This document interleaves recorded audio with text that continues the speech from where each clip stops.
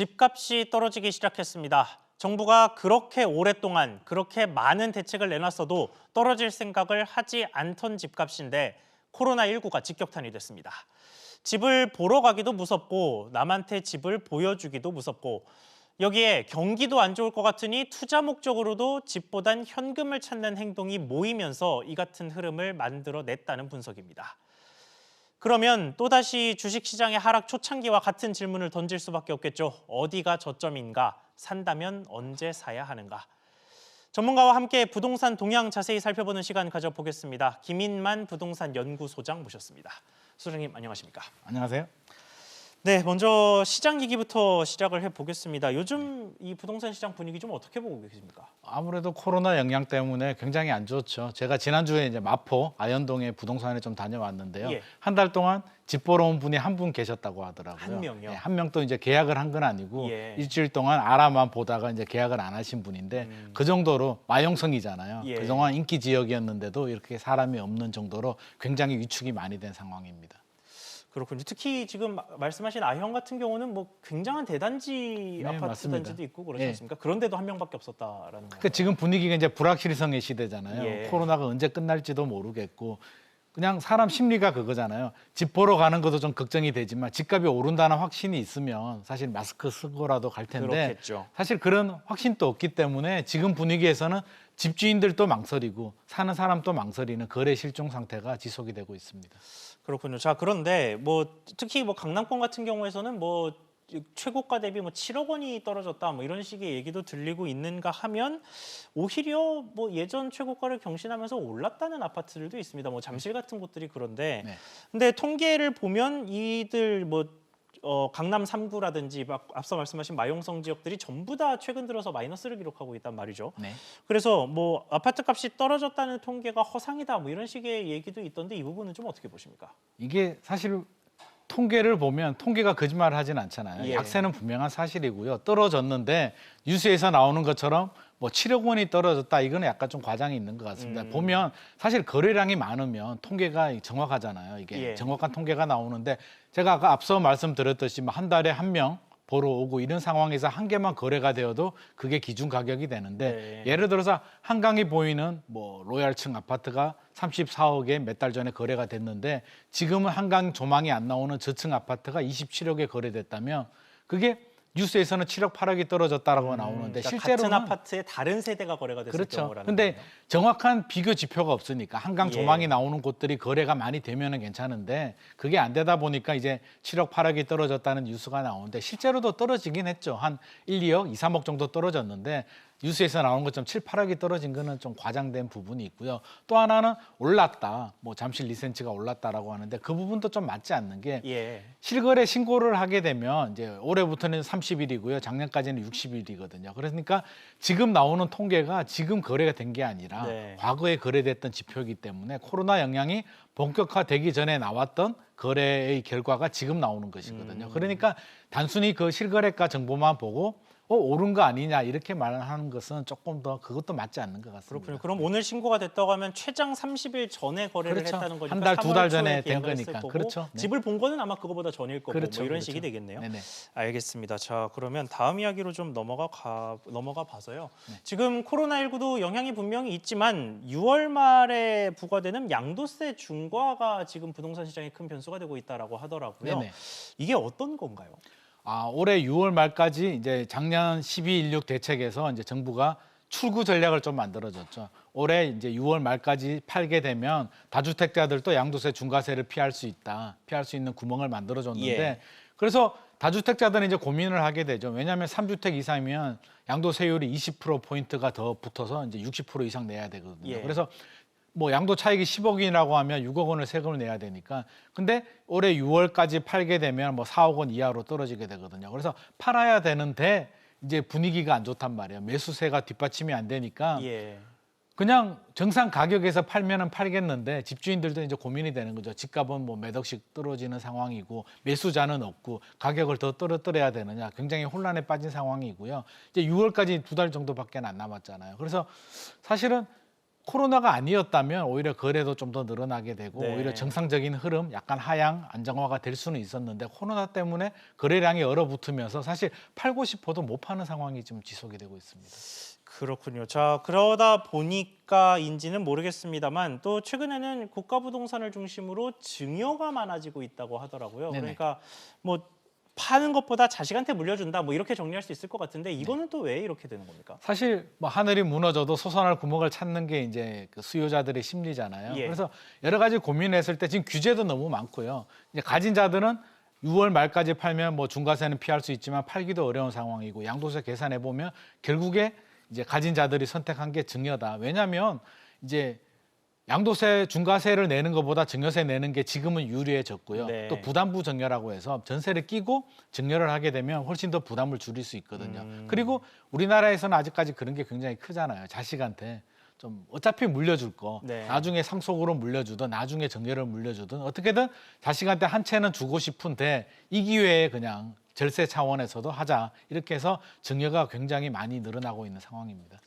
그렇군요. 자, 뭐 재산을 자녀에게 물려주는 것 자체를 꼼수라고 보기는 좀 어렵긴 그렇죠. 합니다만 그래도 매매에서 오는 손해 자체를 피하려는 의도는 확실히 분명하다라는 맞습니다. 거네요. 네. 자, 그런데 최근 정부 규제를 보면요. 고가 아파트를 살 때는 이 돈이 어디서 났느냐 이거를 반드시 소명하게끔 되어 있지 않습니까? 네네. 이게 자금 출처 조사 뭐 정도로 표현을 하던데 네네. 그런데 그 자금 조사를 뭐 국세청이나 지자체에서 하는 그 기간만큼 그 집을 새로 산 사람이 전 집주인한테 그 기간 동안 전세를 살아달라 뭐 이런 식의 이야기를 하더라고요. 이거는 꽤나 명백하게 꼼수로 보이는데 이 네. 부분은 어떻게 보고 계십니까? 사실 뭐 꼼수가 맞는데요. 또 막상 당사자 입장이 되면 굉장히 부담스러운 게 자금 출처잖아요. 예. 이게 사실 지금 보면 이제 규제가 많아가지고 이제 현금 부자들이 속된 말로 이제 줍줍할 수 있는 기회가 아니냐 이런 말들도 예. 나오는데 현금 부자들의 고민은 그것이거든요. 이게 자금 출처.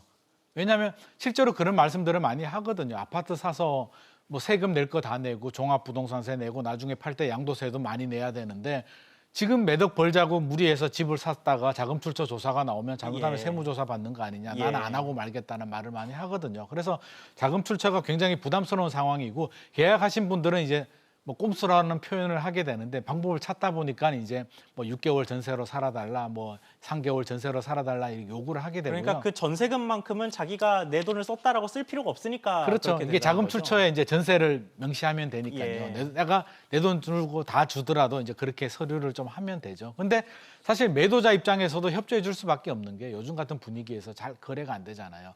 매수자가 겨우 나와서 거래가 되는데 6개월 전세를 안아달라고 하는데 과연 그걸 거부할 수 있는 매도인이 얼마나 될까 그러니까 생각해 결국 보면 이 꼼수가 등장한 것도 코로나19의 영향으로 시작이 된 거네요. 그 말하자면. 영향도 있다고 봐야죠. 예. 없다고 할 수는 없고요.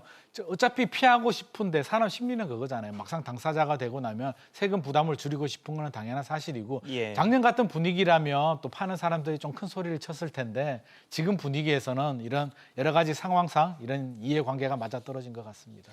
그렇군요. 자, 청약 시장 이야기로 좀 넘어가 보겠습니다. 청약은 뭐 지금 앞서 계속 저희가 좀 거래가 얼어붙었다 뭐 이런 식의 이야기를 하고 있는데 네. 청약은 상황이 조금 반대인 것 같습니다. 서울 청약도 뭐 예정된 물량도 꽤 있고 관심도 높은 상황이고 수도권 같은 경우에는 아예 뭐 서울보다도 분양가가 높은 현상까지 맞습니다. 등장을 해서 네. 뭐 높은 관심을 반영하는 거기는 합니다만 뭐 규제가 좀 다소 서울에 비해서 좀 약한 풍선 효과도 나타난 것 같다는 생각도 들고요. 그래서 이 서울과 수도권 지역의 청약 시장 움직임은 좀 어떻게 보고 계십니까? 아무래도 이게 청약 시장은 이거 우리나라는 선분양 제도를 도입하고 있잖아요. 예. 좀 봐야 될 게 지금 새 아파트 선호도가 굉장히 높은 상황에서 서민들, 중산층이 새 아파트를 구입할 수 있는 방법이 청약을 받거나 기존 아파트를 사야 되는데 기존 아파트 같은 경우는 이제 규제가 굉장히 많잖아요. 예. 대출 규제도 있고 뭐 자금 출처 조사도 있고 여러 가지 규제가 있는데 청약 같은 경우는 굉장히 좋은 게 먼저 10% 정도 계약금만 내고 나면 한 3년 정도 시간을 벌 수 있잖아요. 예. 중도금 대출도 일반 대출보다는 잘 나오는 상황이고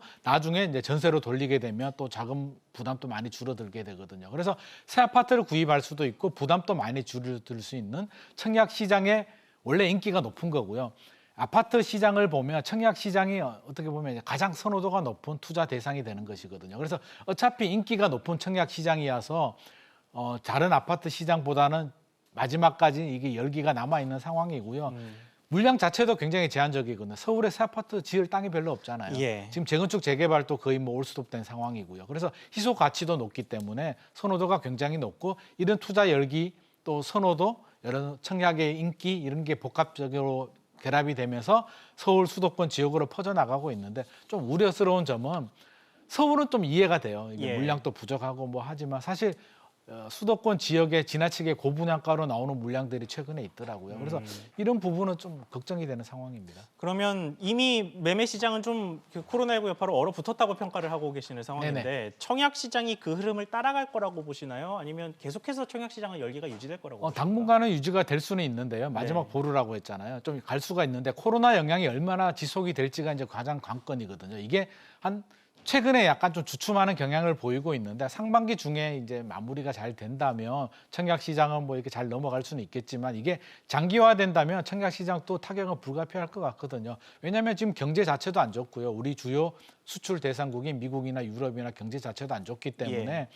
뭐 3월, 4월은 그렇다 쳐도 5월, 6월 넘어가게 되면 이제 본격적인 영향을 받을 거라고 예상이 됩니다. 그래서 이게 얼마나 지속이 되느냐에 따라 영향을 받을 것 같고요. 당분간은 그래도 남은 게 청약 시장이잖아요. 예. 그래서 인기는 지속이 되는데 저는 좀 주의가 필요하지 않나. 최근에 보니까 이제 고양시에 덕은지구 같은 경우에 서울보다 비싼 고분양가가 좀 나오더라고요. 그래서 네. 3.3제곱미터당 뭐 한 2,500만 원 이상 분양가가 네. 나왔는데 이게 작년 같은 경우는 2천만 원 이하로 나왔던 주변의 새 아파트들이 예. 2천만 원 이하였는데 몇 달 만에 이렇게 3.3제곱미터당 500만 원 이상 올랐거든요. 그래서 아무리 청약이 좋고 뭐 불패시나 뭐 다 좋지만 사실 불패란 건 없거든요. 시장 상황에 따라서 네. 상황이 안 좋아지면 청약 시장도 어쩔 수가 없는 거예요. 그래서 좀 너무 분위기에 휩쓸리지 말고 고분양가는 저는 좀 주의가 필요하지 않나. 왜냐하면 한 10년, 15년 전에도 그 수도권 지역 같은 경우에 서울은 좀 그나마 괜찮았는데 수도권 지역 같은 경우는 지나친 고분양가 그때도 고분양가가 있었거든요. 예. 고분양가 뒤늦게 분양받은 분들은 고생을 좀 많이 그래서 했거든요. 분양가보다 집값이 떨어지는 뭐 이런 상황이 그렇죠. 나타나서. 그래서 회복이 잘 안 되고 예. 너무 높기 때문에 예를 들면 3.3제곱미터당 한 2천만 원 정도가 적정한데 뭐 2,500만 원 분양을 했다면 500만 원 정도 거품이 생긴 거잖아요. 그 500만 원을 회복을 하려면 상당한 시간이 필요한 거죠. 그래서 그렇게 청약을 할 때도 좀 꼼꼼하게 따져보시고 저는 좀 신중한 선택을 하셨으면 좋을 것 같습니다. 알겠습니다. 가장 중요한 질문으로 좀 들어가 보겠습니다. 과거 글로벌 금융위기 당시 이제 집값이 좀 큰 하락세를 보이지 않았습니까? 네네. 그런데 그때 당시를 되짚어 보면 금융위기가 2008년부터 시작이 됐는데 2009년에는 어쨌든 전국 부동산 가격이 오르긴 했지만 아주 조금 올랐고 네네. 부동산 가격이 떨어진 건 2010년이었거든요. 네네. 그때는 사실 글로벌 금융위기가 끝나고 경제가 반등을 시작하던 시기였는데 집값은 떨어졌단 말입니다. 네. 그렇다면 지금 이 코로나19가 전 세계적인 경제 충격을 몰고 올 것이라는 게 거의 확실시되는 상황인데 네. 그 과거의 경험을 그대로 빗대 본다면야 사실 2020년보다 2021년의 부동산 시장이 더 걱정이 되는 거고 그렇기 때문에 앞으로 집값이 더 떨어질 거라고 전망하는 사람들이 많아서 거래가 얼어붙은 건데 네.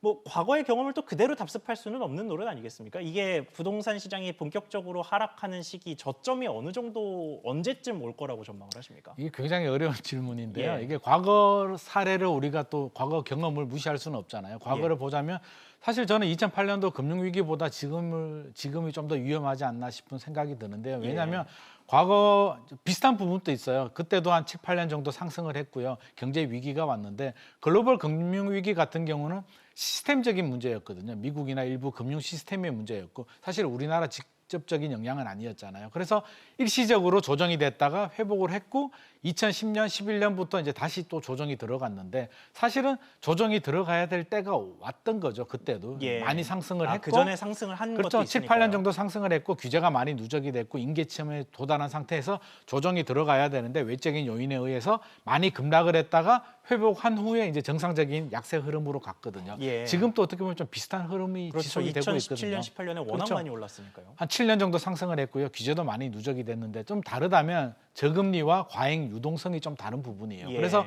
그렇게 쉽게 안 떨어질 거라는 이제 반대 여론도 있는데 반대로 생각하면 부동산은 경제와 좀 다른 부분이 있어요. 주식 시장은 이제 지표인데 예. 부동산은 후행 지표라서 경제가 어려워도 올라갈 수 있는 게 부동산이거든요. 단 전제 조건이 경제가 무너지지 않는 게 이게 전제 조건이거든요. 근데 예. 지금 상황을 보면 굉장히 안 좋아요. 우리 내수 경제도 안 좋고요. 미국, 유럽 수출 경제도 안 좋아질 것으로 예상이 되기 때문에 지금은 일시적으로 이제 코로나가 영향으로 벗어나게 되면 지금 좀 조정이 됐잖아요. 예. 조정이 돼가 일시적인 반등이 좀 될 수는 있는데 아까 말씀하신 것처럼 걱정되는 게 이제 내년 후내년 코로나 영향은 벗어났는데 경제는 더 안 좋아지고 그동안 누적됐던 피로감이 결합이 되면 좀 저는 개인적으로 좀 조정장이 오지 않을까. 내년 후내년이 오히려 좀 더 걱정이 되는 상황입니다. 그렇군요. 알겠습니다. 오늘 말씀 여기까지만 듣겠습니다. 지금까지 김인만 부동산 연구소장과 함께했습니다. 소장님 오늘 말씀 감사합니다. 감사합니다.